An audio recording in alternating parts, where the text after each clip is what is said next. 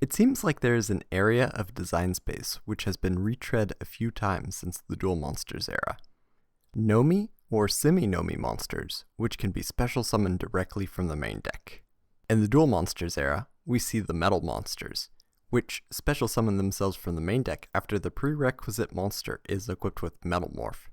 Or Dark Sage, which has quite the convoluted special summoning requirement. Then, in the 5Ds era, there were the Assault Mode monsters, upgraded Synchro monsters which were special summoned from the main deck with Assault Mode activate. But in between the Duel Monsters and 5D eras, there were Level Monsters, which are thematically similar, but may be special summoned from the hand as well as the main deck. In addition, the low to mid-level monsters in a level series can often be normal or special summoned by normal means. So they are not the complete boat anchors in hand that Red Eye's Metal Dragon or Stardust Dragon Assault Mode tend to be, with the latter having a series-specific Magical Mallet-like card to boost consistency. And yet, why are Assault Mode monsters so much more playable than level monsters? There are two major problems with level monsters. The first in the form of general clunkiness. Type 1 monsters like Armed Dragon or Horus the Black Flame Dragons. Type 1 monsters like the Armed Dragons or Horus the Black Flame Dragons suffer the least from this problem, with the middle form not having summoning restrictions. Type 2, which is specific to the Mystic Swordsman line, cannot be normal summoned, but may be normal set, which is a marginal benefit. Type 3, which is the Allure Queen, Dark Lucius, Dark Mimic, and Ultimate Insect lines, is pretty much unplayable. Each monster needs to special summon the next monster in the series, which ends up making the card Level Up inapplicable. But all of these monsters are hamstrung by having to wait a turn to level up, either during the standby phase like Armed Dragon level 3, or during the end phase like Horus the Black Flame Dragon level 4, delaying the next stage by a turn. And a single turn has become near invaluable in modern Yu-Gi-Oh! Taking 2 of your turns to go from Dark Lucius level 4 to Dark Lucius level 8, or even worse, 3 of your turns to get Ultimate Insect level 7, ensures that Type 3 level monsters will always remain dead in the water.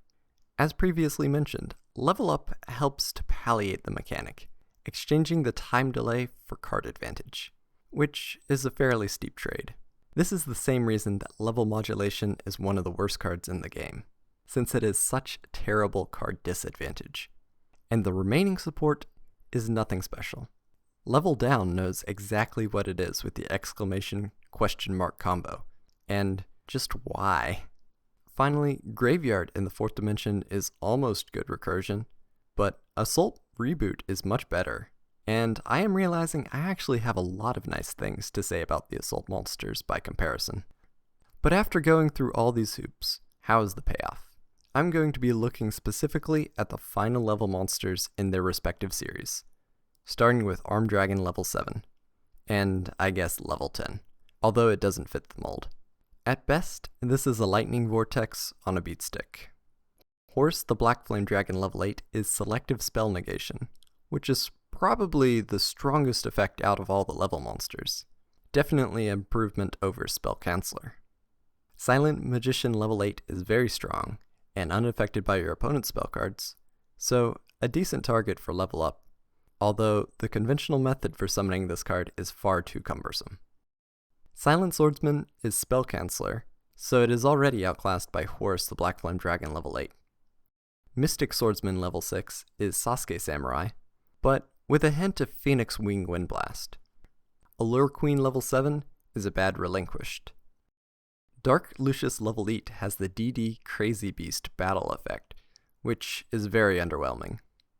Dark Mimic level 3 is pretty decent, mostly because it is a good tour guide from the Underworld target, and technically doesn't need to use the Dark Mimic level 1 summon effect to be useful, since it can still draw the first card when it is destroyed as a result of battle. I am putting this card in my Trinity deck personally. Ultimately, Ultimate Insect level 7 seems like a knockoff of Perfectly Ultimate Great Moth, offering a mediocre stack drain on a pretty flimsy body, easily the worst of the bunch.